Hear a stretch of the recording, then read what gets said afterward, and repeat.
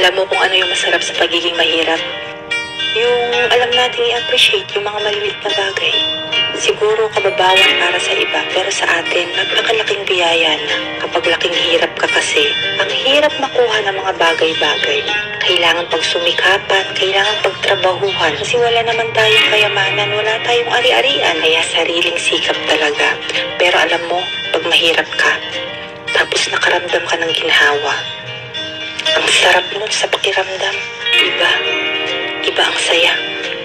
Yung nag-umpisa ka sa wala, tapos marirealize mo, malayo-layo ka na rin pala.